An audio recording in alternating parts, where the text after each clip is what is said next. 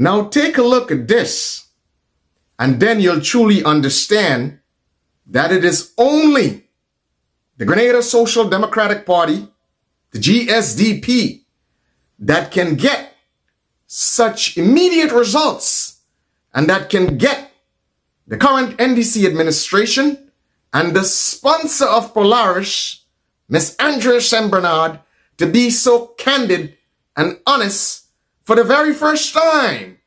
I want you to take a look at this very carefully and you'll see what I'm talking about. How many phases is involved in this project? More than I can define today. The hospital itself, I would call phase 1. Okay, so very good question by that young lady, the journalist. I wonder who she is. I didn't recognize, but kudos to her. She asked a very pertinent question. How many phases? And Miss Andrea Sembernard said, oh, too many to describe today. And that's a fact. So when you guys see this CGI medical city being paraded all over the internet with cars moving around, it is just what it is. A CGI rendering. So don't get giddy-headed over it, because if every structure was built by CGI, we all would have been millionaires. So it's obvious, as she said, the hospital is phase 1. And then she went on to say, oh, we've secured most of the funding. And it has a definite construction plan and timeline. Miss Sembernard, that's not true. You can't say that you have a definite construction plan and timing when all you have is 1% of architectural services, which is a concept plan. That is all you have. Now, you cannot have construction plan and timing with 1% of the architectural done, okay, which is just the concept plan. So I don't know if you're deliberately trying to deceive or you yourself may have a misunderstanding of this. But let me take my time and break it down so that the Grenadian people will understand and be a little educated about this. And again, I am sure you have architects, you have engineers in Grenada who may be familiar with the process. So as I have said, we have a concept plan, okay, which should have been costing only $500,000 EC for the concept plan, okay? As I have said in a previous video, the total architectural services on the higher end would be a total of $54 million EC. So all we have right now is a concept plan, which represents 1% of the architectural services, all right? After we have a concept plan, there's also different deliverables, okay? You have different submissions. This is how this works. We have a 30% submission, okay? Where you build on the concept plans, you have your base map survey, you're starting to show structures on the base map survey, okay? A topographical survey, and you're starting to show structures. You're starting to try to create some sections, some elevations, some basic plans at the 30% level. Then you have a 60% level where you build on what you had at the 30% level. And then the real advanced detailed plans, it's called ADP, is a 90% submission. That's a deliverable. And then, of course, after you're finished with the 90% advanced detailed plans, then you have a FSC, okay? Where you have full contract documents. So let's keep it real, Ms. Sembernard. The construction plan and documents would not be created for a few months, okay?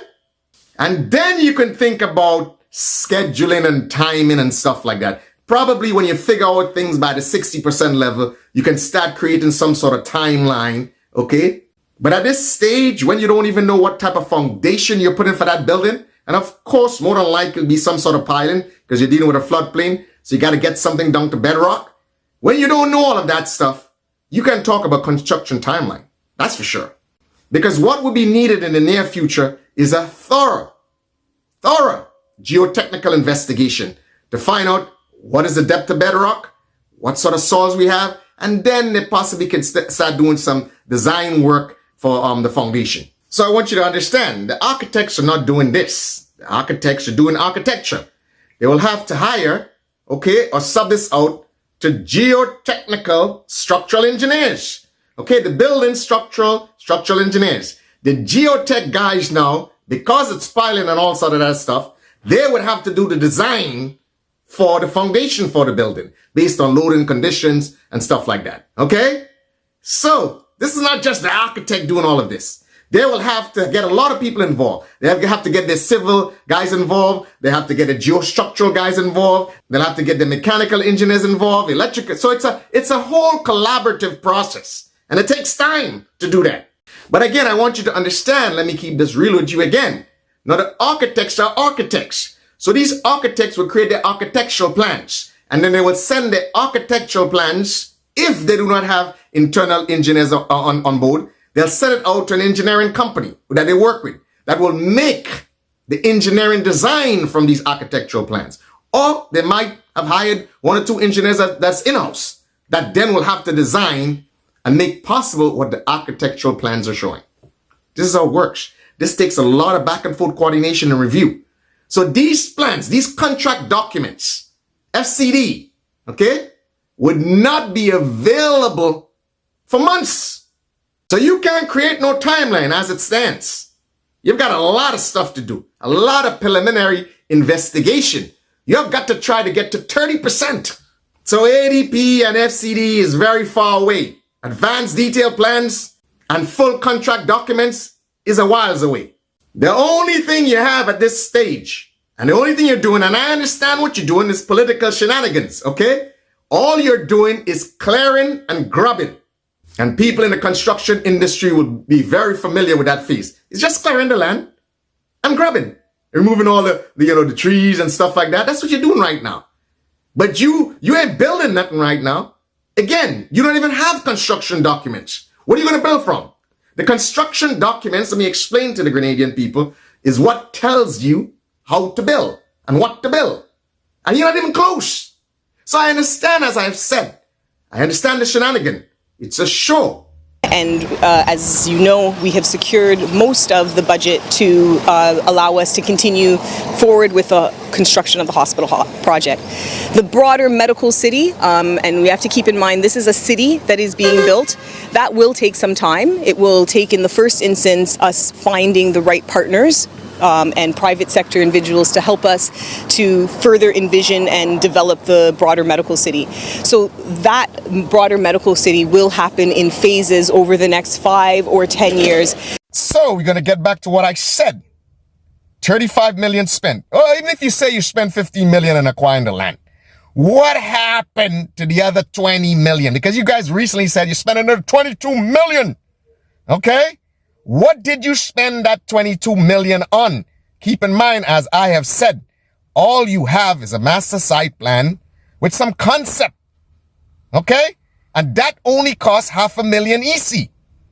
So what did you do with the other 21 million? Let me give you guys $1 million. Okay? So you probably had to travel and had a good time and stay in hotels. So I give you $1 million. What did you do with the next 21 million? Miss Andrea St. Bernard and Mr. Dolan. Okay, you guys have some explaining to do. And this administration collectively, you guys have some explaining to do. But I am happy because of some pressure from the GSDP, the Grenada Social Democratic Party. We have obviously started to get a little warmer. You guys are becoming a little more honest. Again, but I want more. I expect more. So the GSDP will continue to dig in. Okay? My expectation is for you to be thoroughly open and transparent on this project.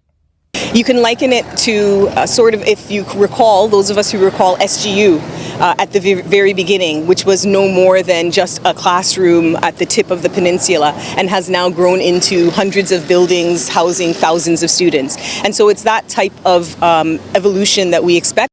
Okay, I am glad that you brought up SGU, and I think I referenced SGU in one of my other videos.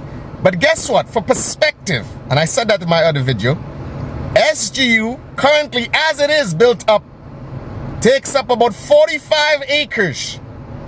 You have a property that's 84 acres. Okay? Almost twice. Relatively almost twice. SGU being built up and transformed from that classroom to what it is now took over 50 years. Okay? Over 50 years. So guess what? With twice time the area, are we gonna expect this to take another, 100 years? Okay? So I don't know what's up with the analogy with SGU.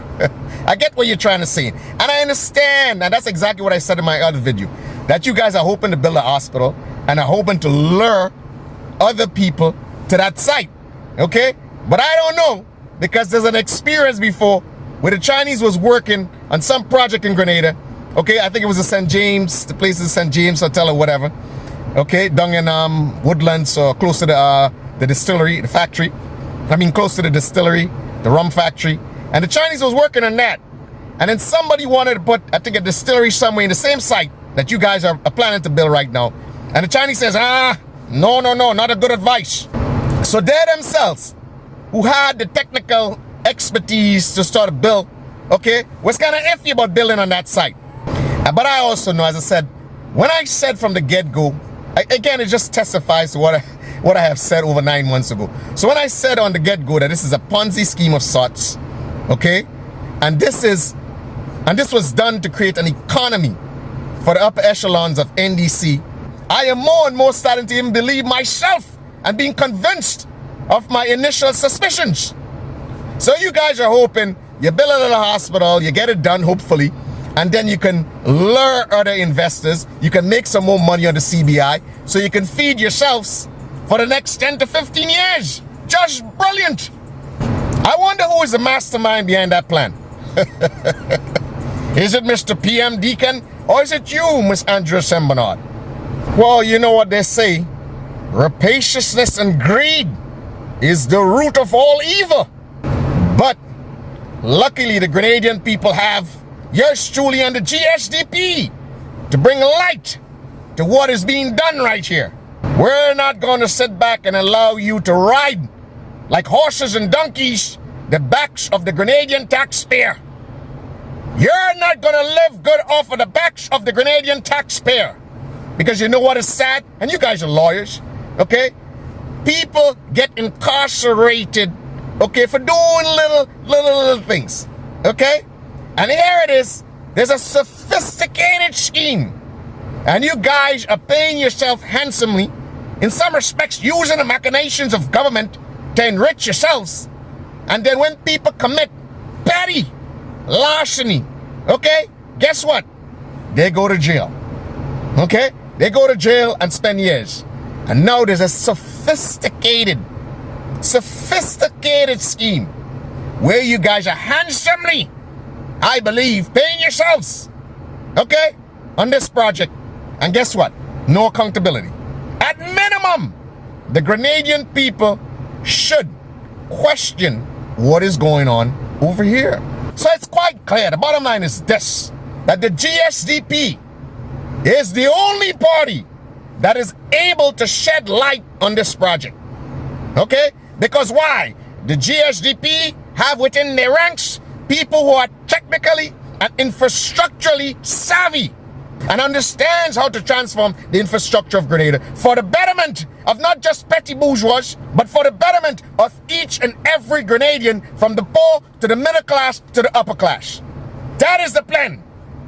But we're not going to sit by and see some sort of situation where it seems like that the Grenadian people, the poor, vulnerable, and the middle class are being rafted, not on the watch of the GSDP.